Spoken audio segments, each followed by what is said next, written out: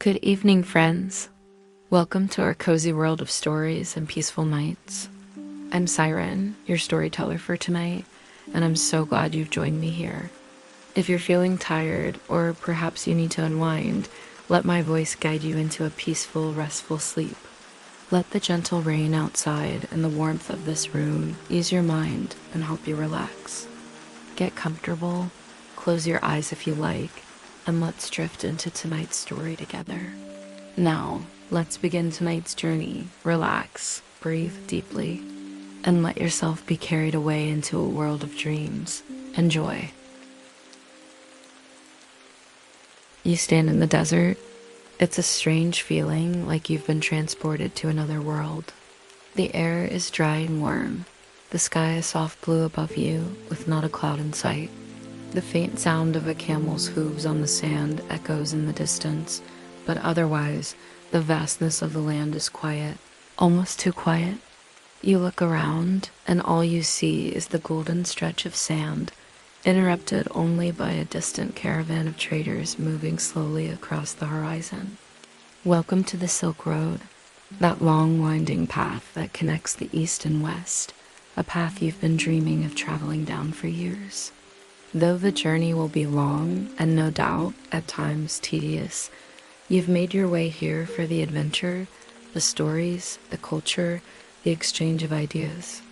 You probably won't make it through this day without becoming completely absorbed in the world of merchants, warriors, and a host of cultures intertwined in a way you never imagined.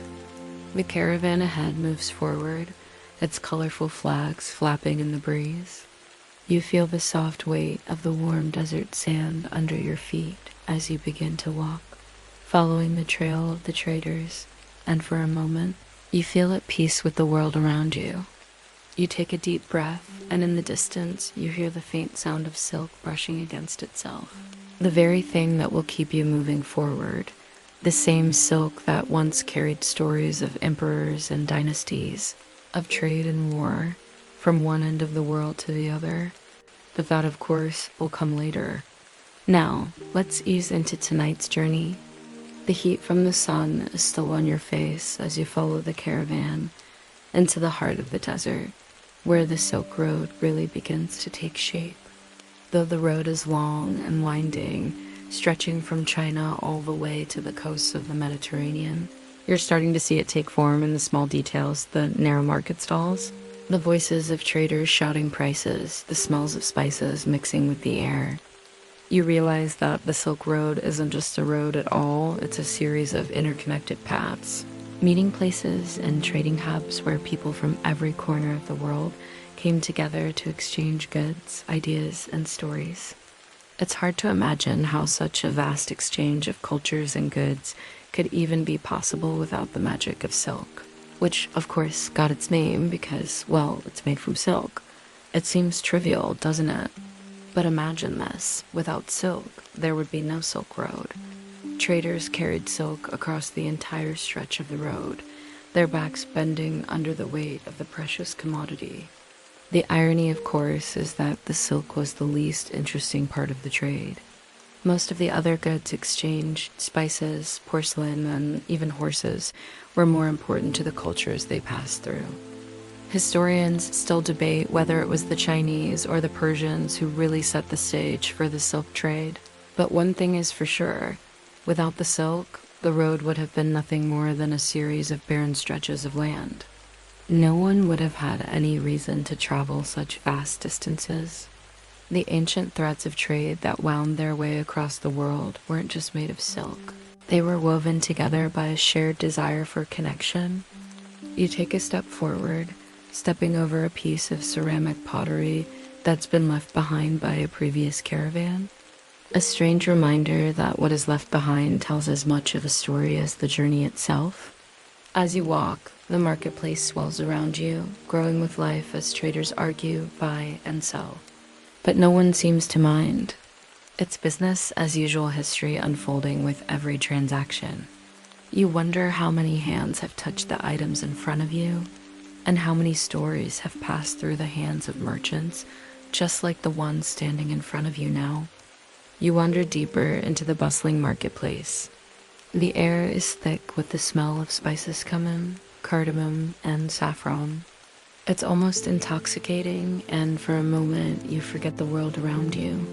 The Silk Road, though known for the silk, is as much about the spices that traveled along it as it is about the fabric itself. The East was obsessed with the exotic tastes of the West, and vice versa. Do you know how much people were willing to pay for pepper back then? A pound of pepper was worth its weight in gold. Gold. You're holding your breath as the scent of cloves and nutmeg fills the air, and you can almost feel the power of this ancient trade, the way a simple spice could change the course of history. And don't get me started on saffron. It's said that the price of saffron was so high at times that merchants would hide their sacks of it under layers of other goods. There was a mystique about these spices. They were like the luxury cars of the time. Imagine walking into the bustling market and you're met with the deep aromas of cinnamon, the heat of ginger, and the richness of pepper. You couldn't just walk away. The very air seemed to lure you in. Historians still debate whether the spice trade was more influential in shaping the world than the silk trade. But one thing is certain, the mystique of spices created a desire to keep moving forward, to keep connecting the world. This was a time when spices were like currency, and they still have the power to make the world go round today. As the merchants speak, you catch snippets of Arabic, Persian, and Mandarin. It's a beautiful mess of languages, all tied together by the common thread of exchange. One merchant, clearly proud of his wares, motions to a sack of cumin. His eyes sparkle with the knowledge that he's offering a piece of history itself. You smile and move on, knowing that these seemingly small, ordinary things are what made this world extraordinary. You leave the market behind, stepping into the vast desert once again. The air feels different now, fresher, sharper, with a slight coolness in the wind. The caravan is in the distance, its rider silhouetted against the horizon. The desert seems endless, and yet there's something strangely comforting about its vast emptiness. The Silk Road wasn't just about the goods traded.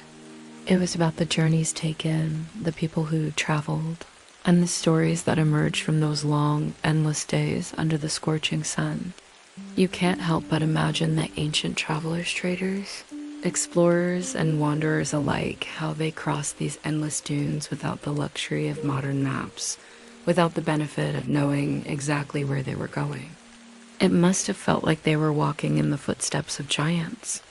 You spot a sandstorm in the distance, but it doesn't bother you. It's part of the landscape, just as much a part of the journey as the trade itself. And yet, in the desert, nothing stays the same. Time moves differently here, doesn't it? The sands shift, and with every passing moment, the world changes just a little bit more. Historians still debate whether the desert routes of the Silk Road were as vital to trade as the sea routes, but here you are on the edge of history, feeling the winds of time move around you. The sun begins to set, casting an amber glow over the distant mountains. You feel the journey within you, the weight of the earth beneath your feet, the stories you've gathered along the way. As you near the next trading post, you're reminded of something strange. The Silk Road wasn't just a path, it was a bridge between two worlds.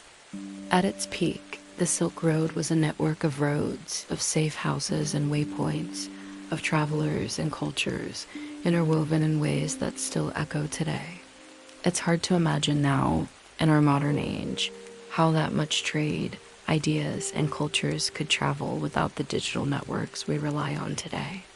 But back then, everything was slower, more deliberate, more patient. You could almost hear the voices of the past, telling stories, sharing knowledge. The stars begin to appear in the night sky, and the sound of hooves gently moving across the desert calls you back to the present. You look up, and it's as if you're traveling in the footsteps of those who walked before you on the path that connected the East and West, linking worlds that were so different yet so connected, all through a desert and silk. The journey is beginning to take its toll on you. The sun is lower in the sky now, casting long shadows across the sand. The heat of the day is fading, but the desert still breathes its dry warmth over your shoulders. The hum of the caravan grows louder as you approach a small oasis, a temporary rest stop along the road, and the promise of a moment's peace. The Silk Road wasn't just a highway for goods, it was a path to hidden treasures. The riches didn't only lie in gold or jewels, but in the exotic products and ideas exchanged along the way. You notice a merchant from India setting up his stall, his hands steady as he arranges bright, colorful textiles, each one a piece of history, a fragment of a faraway world. These silks are no longer a rarity. In fact, most of the silk traded on the Silk Road made its way from China to the West, but the dyes and designs that filled the markets were distinct to each region. Some were bright red or deep purple, colors associated with power, while others were soft and pastel luxurious, yet peaceful. And there were spices, the spices, from cardamom to saffron, their smells swirling in the air like a dream that's almost too pleasant to hold on to. Historians still debate whether silk was the most valuable commodity on the Silk Road, or whether it was the exchange of knowledge that had the most profound impact. The merchants knew that, even without a great deal of wealth, they could carry the ideas of the East math, science, literature, and philosophy into the hearts of the West. And though precious goods were the talk of the market, the ideas were often the treasure that changed history. You linger by the merchant's stall, admiring the textiles, each one rich in both color and story. The gems and spices are important, but it's the ideas that have traveled further than any other good, shaping empires, shaping knowledge, and even shaping you in this moment, standing in awe of the vastness of this ancient trade route. The world is vast, and though you may be on a silk-laden path, you can't help but feel the weight of all that came before you. For centuries, the Silk Road was a meeting point not just for trade, but for the exchange of ideas, and none more powerful than the exchange of religion. At first, it's subtle. A glance at a Buddhist monk's robes, the quiet chanting of a missionary, or the distant sound of Arabic prayers being whispered. The Silk Road is a place of meeting and mixing where faith as much as goods has traveled from one world to another. The spread of Buddhism from India to China became one of the most significant exchanges along the route, transforming the spiritual landscape of entire regions. In Persia, the influence of Zoroastrianism lingered like the scent of frankincense. Woven deep into the culture and art, Islam found its way westward as merchants and travelers brought new ideas, new practices, and new ways of worship. In the cities along the road, the diversity of religious thought is visible in the architecture, mosques, and temples, pagodas and shrines, all standing side by side in harmony.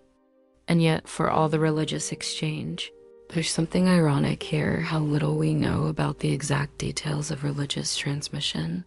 Historians still debate whether Buddhism truly spread through the Silk Road by the movement of people, or if it was the result of slow cultural infiltration.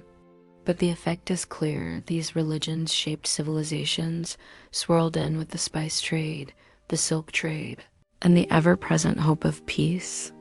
You stand there feeling the pulse of diverse faiths, watching the world mix into something beautiful, knowing that the Silk Road was a bridge, not just of goods, but of souls.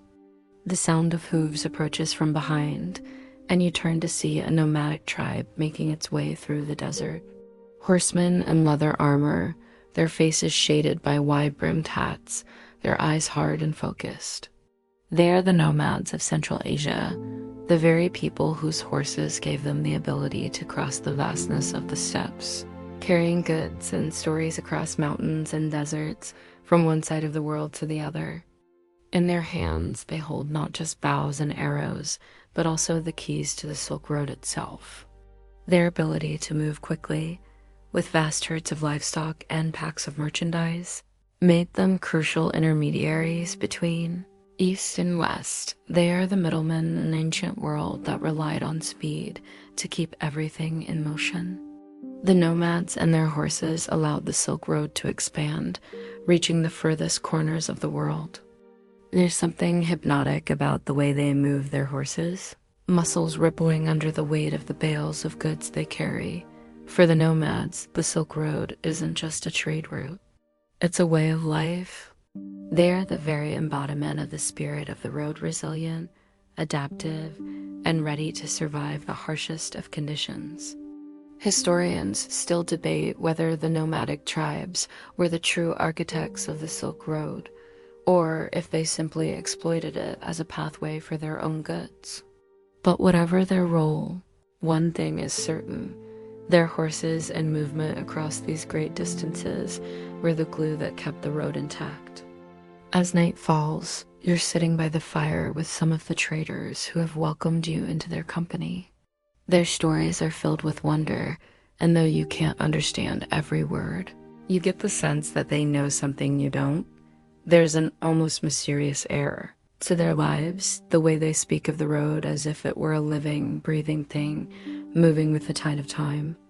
There's a secret to being a successful trader on the Silk Road, and it's not just about the goods you carry. It's about knowing how to read the wind, how to predict the changes in the seasons, how to deal with bandits and diplomats alike. Traders knew that timing was everything, and the goods they traded, spices, silk, horses, and porcelain, were just pieces of a much greater puzzle. In the quiet of the evening, the traders talk about their connections, the way they know the right people in the right places, how they communicate using code words and symbols, sometimes even whispering about secret routes that take them beyond the common paths, where they can get the best deals. They've traded goods, yes, but they've also traded secrets, and those secrets are what kept the Silk Road alive. Historians still debate whether these secret routes were real, or simply the fabrications of ambitious traders seeking to heighten their status. Either way, the mystique of trade continues to fascinate. The final stretch of the journey is ahead, and the end of the Silk Road is nearing. As you approach your destination, you can feel the tension in the air. This is it, the great meeting point of the East and West. You'll soon find yourself at the point where the silk and spices meet the West's thirst for new knowledge, new culture, and new stories. The road has been long, and you've learned much along the way about history, about trade, and about the people who made it all happen. You look around at the traders who have made this journey, the nomads who helped them along the way, and the cities you've passed through. Every step has been a step into something new, something that has shaped the world, just as much as the silk itself. The Silk Road has always been more than just a highway for goods. It's a legacy, a thread that ties together civilizations from opposite ends of the world. The cities you've passed through, the people you've met, and the items traded are echoes of a time long past, but their impact lingers like the scent of exotic spices still carried in the winds of modern trade. You look around at the bustling market with the mingling of cultures, Arabic, Persian, Chinese, and more.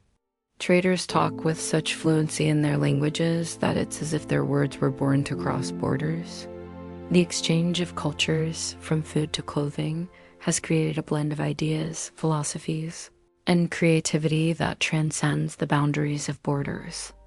Historians still debate whether the Silk Road had more impact on material culture or on the exchange of ideas. While some emphasize the material goods, the true legacy may lie in the philosophical and spiritual exchanges that took place. The flow of Buddhism, the advent of Islam, and the spread of Confucianism were as transformative as the goods that arrived. You breathe in the familiar sense of the market, and for a moment, it feels like the world is so much smaller than it was before. You are a small part of this vast interconnected history, a story that still influences how people communicate, travel, and trade across the globe. As the day fades, you feel a shiver run down your spine. The world of the Silk Road wasn't without its dangers, and one of the greatest was the spread of disease. With the movement of people came the movement of germs, and along with the treasures and silks, disease found its way along the trade routes. The Black Plague spread from the east to the west, carried by traders, rats, and fleas, wiping out millions in its wake. It's strange to think that the very thing that connected the world, the Silk Road, also became a highway for death. The roads that once carried riches now carried the sickness that changed the course of history. The plagues that followed served as a harsh reminder that the road was not just for connecting cultures, it was also a connector of catastrophes. Historians still debate whether the Black Plague was the turning point for the decline of the Silk Road, or whether its decline was a combination of factors, from political instability to shifted trade routes. Either way, the plague is woven into the road's legacy, as much a part of its history as the traders and goods. You feel the weight of it all, the rise and fall, the exchange and the loss, all etched into the land beneath your feet. The once thriving route begins to fade in the distance. The grand caravans and bustling markets give way to smaller, quieter settlements. The Silk Road, that vibrant, living connection between East and West, is no longer what it once was. Overland trade slowly gives way to sea routes that are faster, more efficient, and for better or worse, much easier to control. It's hard to imagine now, but the glory of the Silk Road began to crumble over time. Mongol invasions, political unrest, and the rise of alternative routes eventually led to the decline of this great network. The discovery of the New World brought with it new trade routes, and with that, the once necessary Silk Road began to lose its place in the global economy. You look back, watching the sun set over the ancient ruins of a once vibrant hub, and wonder how many civilizations have risen and fallen in the wake of this incredible journey. How many stories have been told and forgotten? And yet, even as the road faded, it still lives on in the modern world. The trades of goods, ideas, and cultures continue to shape our world today. You pause for a moment to reflect. The Silk Road may be a relic of the past, but its impact is still seen everywhere. The world is still, in many ways, as interconnected as it was back then. Modern trade routes stretch across the globe, and though the camels and traders are replaced by planes and ships, the flow of ideas and goods is as steady as ever. The trade of spices, luxuries, and ideas has never stopped. It's just evolved into something different. Historians still debate whether the globalization of the past few centuries has really changed much from the Silk Road era, or if it's simply an extension of it.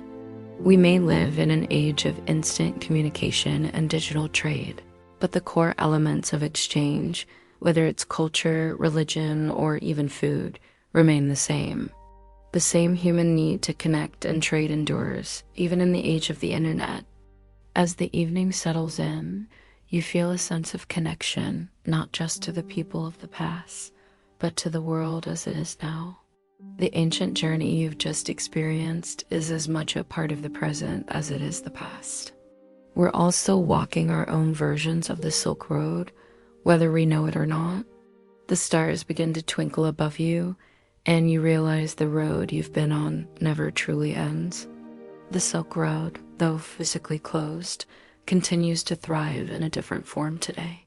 You've seen the richness of history, the depth of exchange, and the continuity of human connection. You take one final look at the desert, the vastness of it, and the quiet settlements scattered across it, and you realize that in many ways, the Silk Road continues to guide us. Not in the same way it did centuries ago, but through the connections we make today through our goods, our ideas, and our cultures.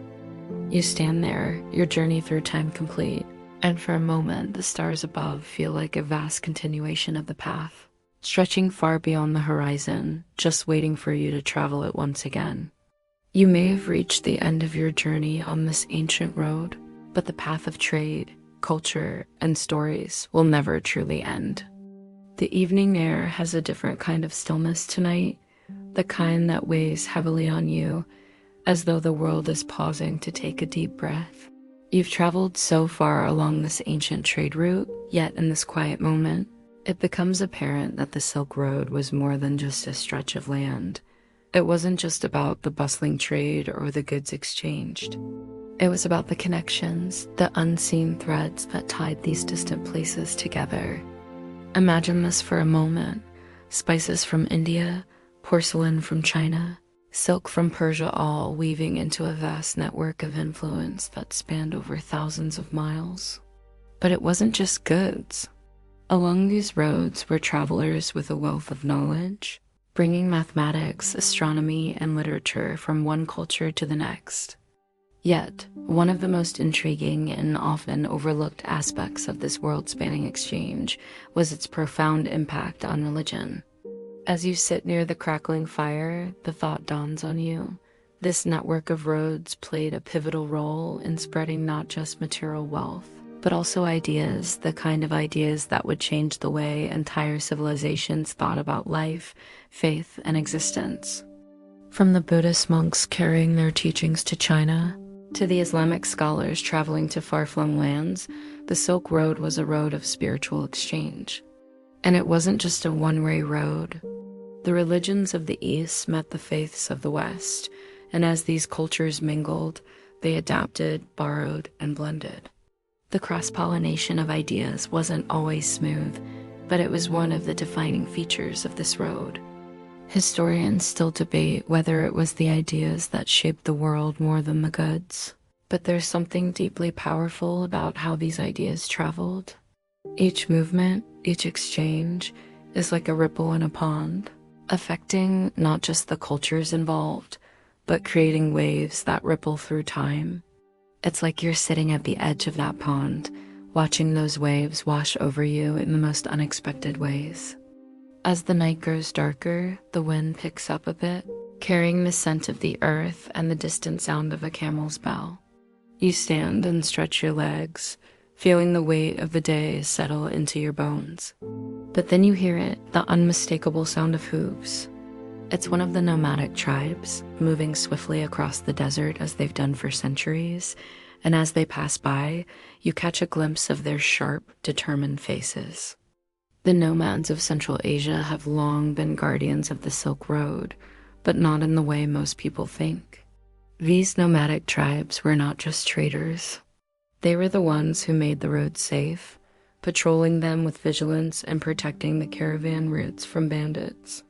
They were the unsung heroes, the ones who ensured that merchants and travelers can make their way across dangerous lands without fear. It's a strange thought, isn't it? The world's greatest trade route, linked by camels, horses, and foot soldiers, was guarded by people whose names you will never hear in the textbooks. The Turkic nomads, whose ancestors played a crucial role in the rise of the Mongol Empire, are the keepers of the roads. Their horses were as valuable as the silk they helped carry from the east to the west.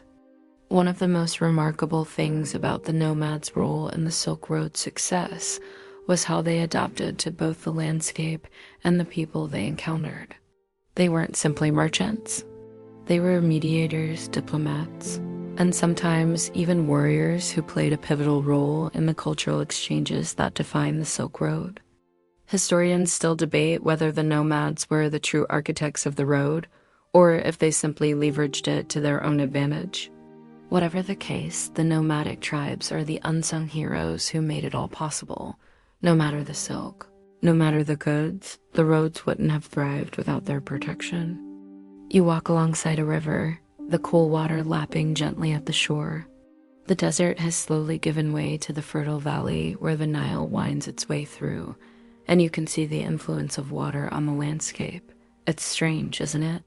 The very thing that has allowed the Silk Road to thrive trade routes, whether over land or water, are often so unremarkable, yet so significant. Rivers like the Tigris, the Euphrates, and the Indus served as highways, guiding the flow of goods like silk, spices, and precious metals from east to west. Rivers, in many ways, are the unsung heroes of the Silk Road. While the great overland routes snaked their way through vast deserts and mountain passes, the rivers offered a shortcut, a way to move goods faster and in larger quantities. It's not hard to imagine a bustling port town where cargo ships loaded with silk, spices, and porcelain docked for rest before continuing their long journey. But let's not forget the people who lived along these rivers, the merchants who paddled their boats across the water, the fishermen who caught fish that were later traded in the marketplaces. It was a local economy that supported a global trade network. The waters didn't just connect people, they sustained them. Historians still debate whether river trade was more significant to the Silk Road than the overland trade. But one thing is certain, rivers were the lifeblood of commerce. Without these rivers, the overland roads would have been isolated, unable to feed the masses of people waiting for the next shipment of spices or textiles. As you sit by the riverbank, you watch the water flow, and you can't help but think, this is the same water that carried the goods of empires across the globe. The sun sets low on the horizon, and you feel the cool breeze of the evening sweep over you. The end of the Silk Road is in sight, and you've come to a realization. The road, in many ways, symbolizes the end of an era. The days of long caravans, the vibrant markets, the adventurous traders are fading, replaced by new routes, new methods of transport, and new economies. It's strange, really. The Silk Road, this grand artery of human connection, eventually came to an end. Mongol invasions, the rise of maritime trade, and the development of new sea routes made the ancient overland route less relevant. The great caravanserais and the bustling markets grew quieter, and the roads themselves began to fade into the backdrop of history. Historians still debate whether the collapse of the Silk Road was due to natural causes like the plague, or whether it was the result of political and economic shifts. Regardless, the once thriving hub of global exchange was slowly replaced by modern trade routes. The journey is nearing its end, but there's something beautiful about how the Silk Road has persisted in the collective imagination. The romantic image of merchants crossing deserts, riding camels, carrying the treasures of the world, that image still survives. You look back on the road you've traveled and you realize that the legacy of the Silk Road still shapes our lives. The world may have changed, but the spirit of exchange, the search for knowledge, and the desire to connect remain the same. The Silk Road, though it's been gone for centuries, is still part of who we are. As you sit under the starlit sky, you feel the weight of time around you. You are, after all, just another traveler passing through this world, a world that still lives on in the stories and goods that came from the Silk Road. The sun's rays filter through the swaying branches of an ancient tree, casting dappled shadows on the ground. The air is thick with the scent of spices and the distant murmur of a bustling marketplace. As you walk through this vibrant scene, you are reminded that the Silk Road was not merely a series of trade routes. It was a complex tapestry of commerce, culture, and human endeavor. Merchants from distant lands converge here, their stalls brimming with goods. Silk from China, spices from India, glassware from Persia. The air is cool, and the only sounds are the gentle rustling of the wind and the distant calls of nocturnal creatures. Their mobility allowed them to traverse vast distances, bridging the gaps between settled civilizations. They facilitated trade by providing transport, protection, and local knowledge. Some argue that the trade routes encouraged nomadic movements, while others contend that nomadic societies were the driving force behind the establishment of these routes. Regardless of the direction of causality, it is clear that nomads were central to the Silk Road's operation and legacy. Without their expertise and adaptability, the Silk Road would not have functioned as effectively as it did. Some suggest that religious ideas were often adopted by local populations due to their appeal, while others argue that religious institutions actively sought to expand their influence along trade routes. As you sit by a campfire, you reflect on the pivotal role that nomadic peoples played in the history of the Silk Road. The exchange of religious ideas along these routes enriched societies, fostering a deeper understanding of the world and humanity's place within it. And precious stones from the far reaches of the empire, The disease is believed to have originated in the east and traveled westward along the Silk Road, carried by traders and their goods. The Silk Road, a symbol of cultural and economic exchange, also bore witness to the unintended consequences of such interconnectedness. It serves as a reminder of the complexities and challenges inherent in the movement of peoples and ideas across vast distances. Modern trade routes, both overland and maritime, echo the paths once traversed by ancient merchants and travelers. The movement of goods, ideas, and people continues to shape our interconnected world. The story of the Silk Road, with its tales of adventure, exchange, and transformation, continues to inspire and inform. It reminds us that the threads of history are woven together, creating a tapestry that connects us all. While many agree on its arrival via the Silk Road, the role of other factors, such as climate change, some argue that the exchanges along these routes were pivotal in shaping the course of history, while others contend that other factors played a more significant role. The Silk Road may have lost its physical form, but the legacy of these great cities lives on in the spirit of exchange. And urbanization and the outbreak severity remains a topic of scholarly discussion.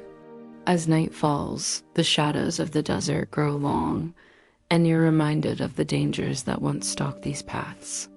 And the mountain ranges, like the Hindu Kush, could be treacherous even for the hardiest of travelers.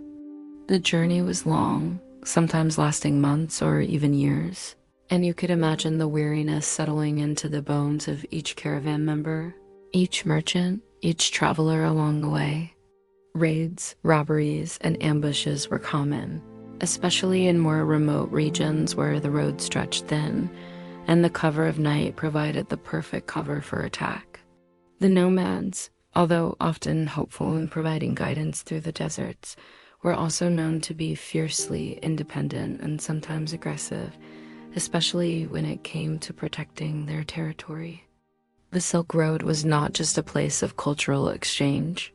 It was a dangerous journey, fraught with risks and challenges at every turn. Yet, even in this desolate expanse, the Silk Road is never far from civilization. The great cities that once dotted the landscape, Samarkand, Bukhara, Xi'an, were more than just trading hubs.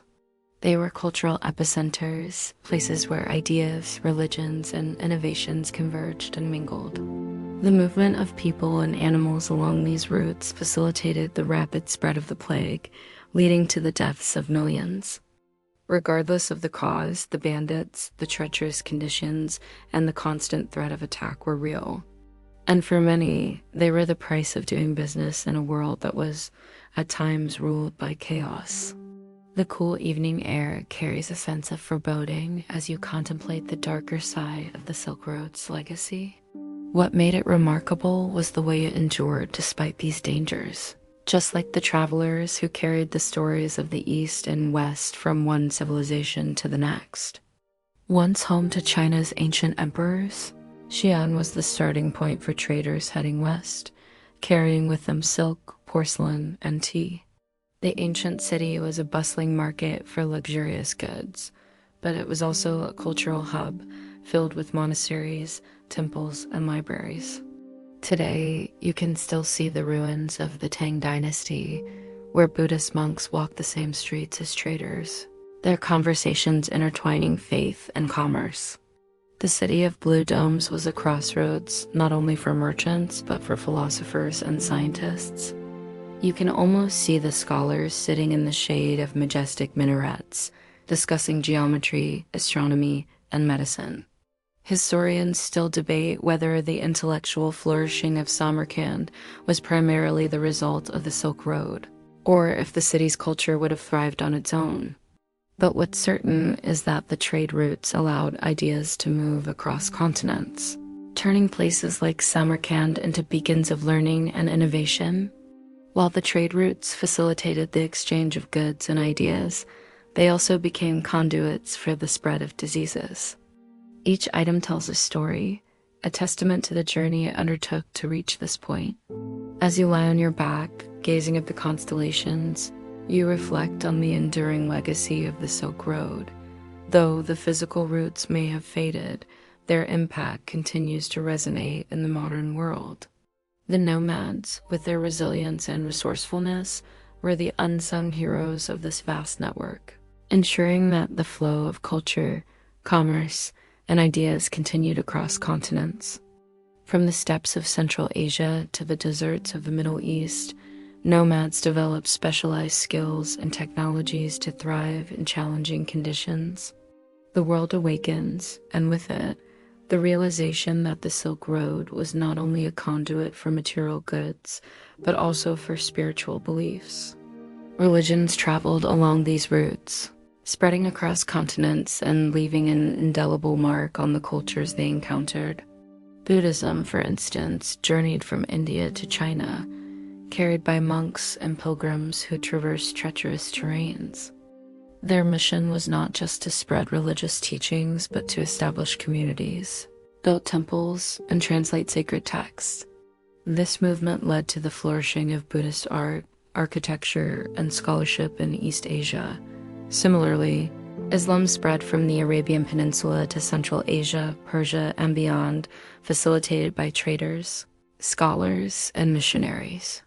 The establishment of mosques, madrasas, and libraries along the Silk Road became centers of learning and cultural exchange. Their mastery of horsemanship, archery, and herding enabled them to maintain a way of life that was both sustainable and integral to the Silk Road's success. The exchange of these goods was not just about material wealth. It was about the sharing of ideas, technologies, and traditions.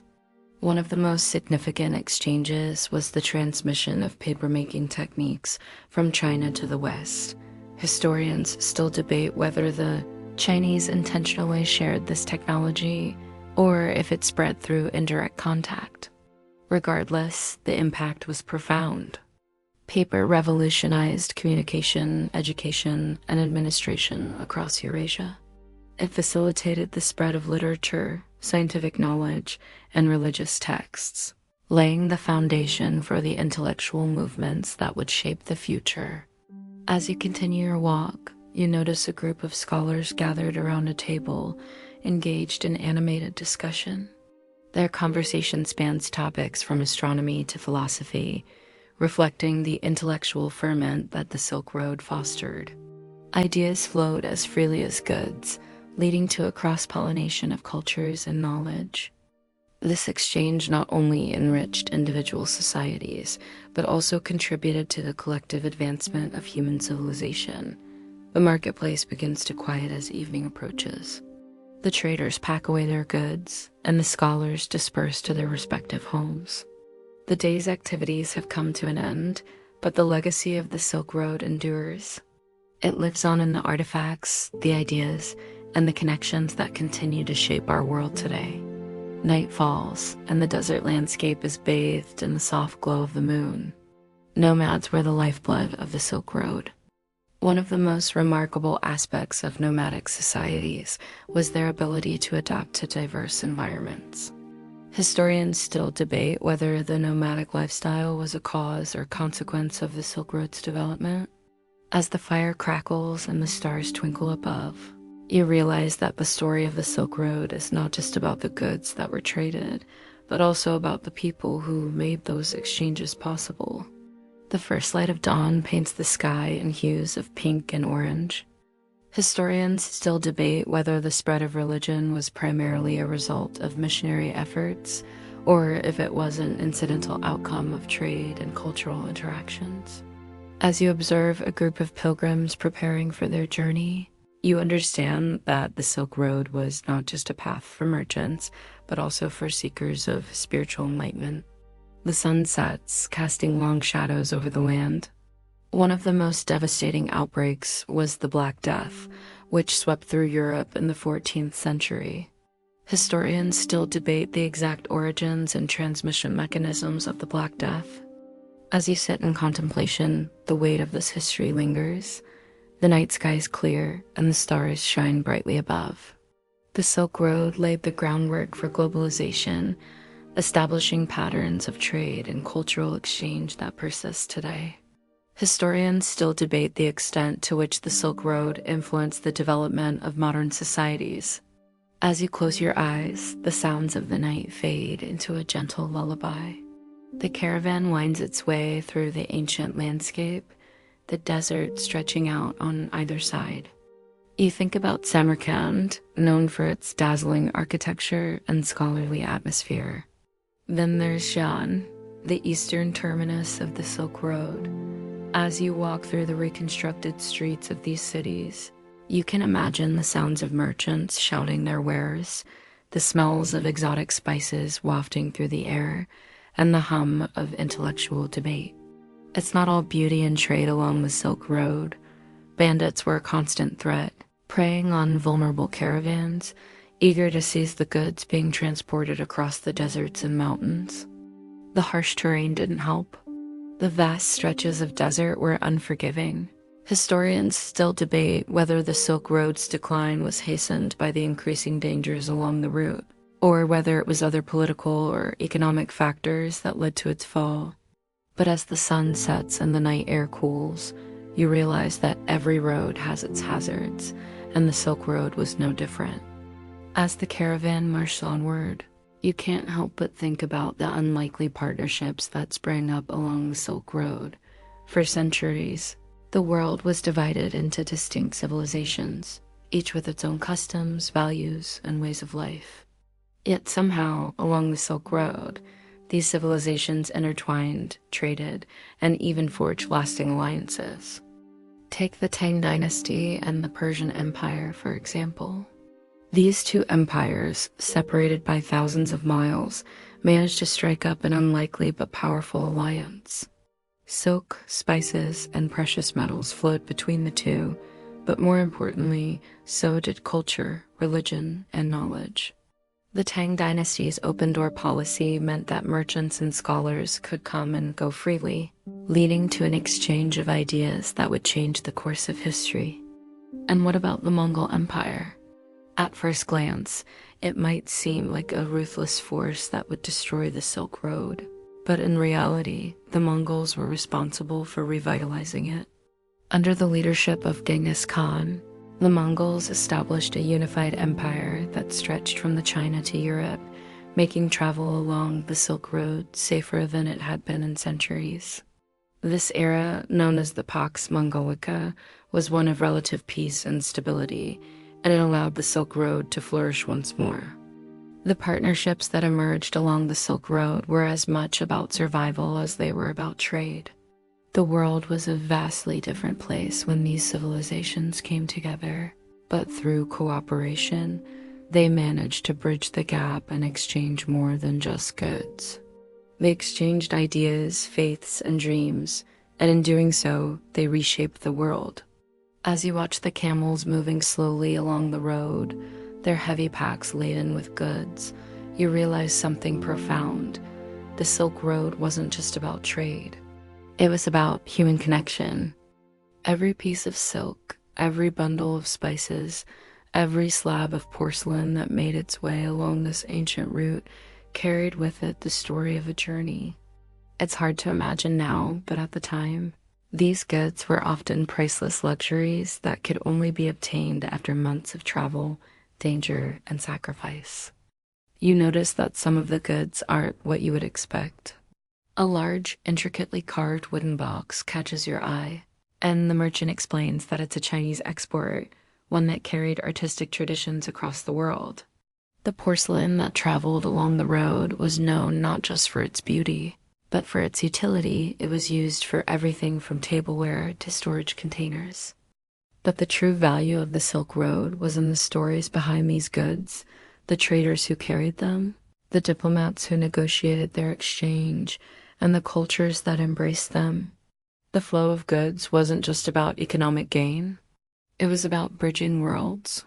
It was about experiencing the richness of the world from all sides and making those experiences available to anyone willing to journey far enough.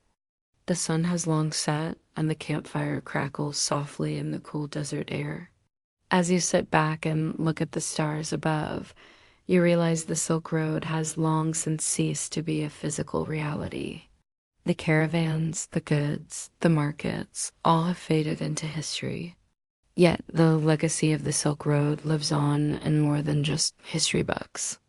The exchange of ideas, goods, and culture that the Silk Road facilitated still shapes the modern world in ways we don't always realize. The global economy that exists today is built on many of the same principles that the ancient traders operated on, connecting people across vast distances and creating a world of interconnectedness. As you lie there, the warm desert wind sweeping across the sand, you realize that the Silk Road didn't just shape the world of the past, it helped create the world we live in today. Every journey you've taken along these routes, whether in the past or present, has been a continuation of that ancient trade. The desert winds have grown colder as night deepens. The quiet of the night is only broken by the occasional rustle of the wind through the dunes. As you sit in silence, you can almost hear the echoes of ancient markets, the sounds of bartering, the jingling of coins, and the chatter of traders discussing the price of silk or the best deal on spices.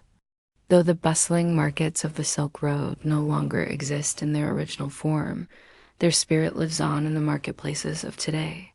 You begin to think about the ancient trade hubs that once defined the Silk Road: Samarkand, Bukhara, Xi'an, and Baghdad. These were the beating hearts of the Silk Road, where cultures collided, where luxurious goods from the East were exchanged for precious metals, wine and wheat from the West, the flavors of exotic fruits mixed with fresh bread from the farthest reaches of Europe. You can almost taste the spices in the air: cardamom, cloves, pepper, and the sweet, intoxicating scent of saffron. These markets weren't just places for the wealthy elite. They were vibrant crossroads for ordinary people as well, where goods were exchanged for a sense of belonging, a connection to the greater world. It's ironic in a way these once thriving markets have now become ghost towns in many places, yet their legacy is visible all around you. The globalization that connects us today has its roots in these ancient exchanges. The very idea of a global marketplace, where goods flow freely between cultures, is a direct descendant of the Silk Road. Historians still debate whether the rise of global trade today is truly an extension of the Silk Road or simply the result of modern technology. Regardless, the markets of the past have left an indelible mark on our world today. The next morning, the air is crisp, and the first light of dawn spills over the horizon, painting the world in soft shades of pink and orange. As you walk, you encounter a group of diplomats from different corners of the world: Persia, China, and Rome, who are traveling along the Silk Road not just to trade goods, but to forge alliances, settle disputes, and negotiate the terms of peace. It occurs to you that the Silk Road wasn't just a trade route. It was also a diplomatic bridge, a space where political leaders could meet, exchange letters, and engage in negotiations that would shape the future of empires. The people who traveled along the road didn't just carry goods. They carried peace treaties, letters of intent, and alliances that would go on to define the borders of empires. Diplomacy on the Silk Road was an art form, an art that required subtlety, patience, and political savvy. For example, in the Tang Dynasty, Chinese emissaries worked tirelessly to maintain peace along the route, forging alliances with the Uyghur, Chinese, and Persian empires, all while ensuring that the silk trade continued unhindered. Their success was not just a matter of military strength. It was about persuasion, cultural understanding, and the ability to find common ground amidst a sea of differences. Historians still debate whether diplomacy was as significant as trade itself, but there's no denying that diplomatic relations were the lifeblood of the Silk Road's longevity. Without diplomacy, trade could not have flowed as freely as it did. Without diplomacy, cultures would not have mingled, ideas would not have been exchanged, and the road would have been reduced to little more than a series of dangerous, disconnected trails. As the day stretches on, you feel the pulse of the Silk Road vibrating in the very air around you. The traders you've met along the way have a certain rhythm to their movements, a practiced ease in the way they conduct business. But there's something more to their success than just luck or experience. There's a code, a set of unwritten rules that governs the way these traders interact with one another. The trader's code was a set of principles that governed everything from honesty and integrity to honor and respect. These unwritten rules were passed down from one generation of traders to the next, ensuring that deals were made fairly, disputes were settled without violence, and the reputation of one's trade was sacrosanct.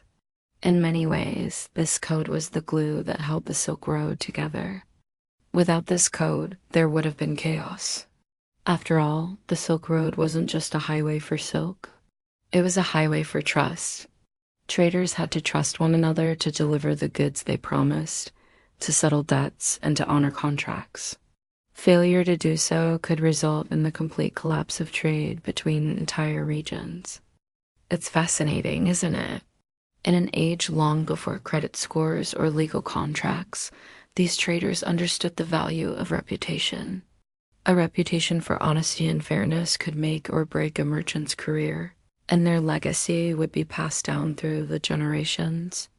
Historians still debate whether the code of honor among traders was universally respected, or whether there were rogue traders who disregarded it for personal gain. But one thing is certain: the culture of trust was essential to the success of the Silk Road, and it was a tradition that carried on long after the road itself had faded into history. As night falls, the cool breeze sweeps across the land, and you can't help but think about the ghosts of the Silk Road, the travelers who walked before you, leaving behind only memories, remnants, and ruins.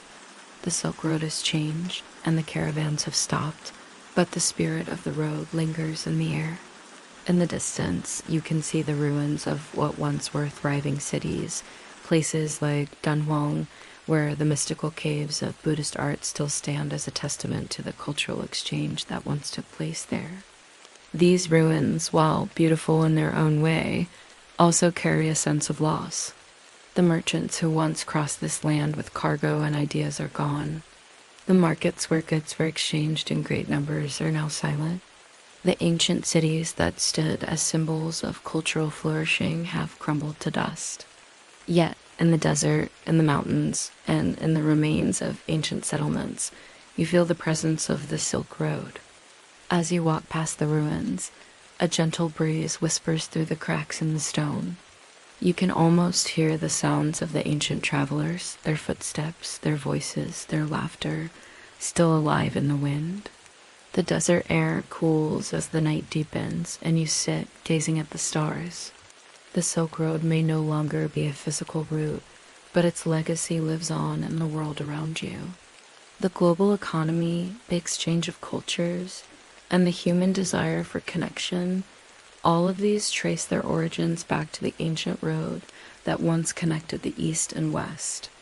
In many ways, we are still walking the path of the Silk Road, just in different ways.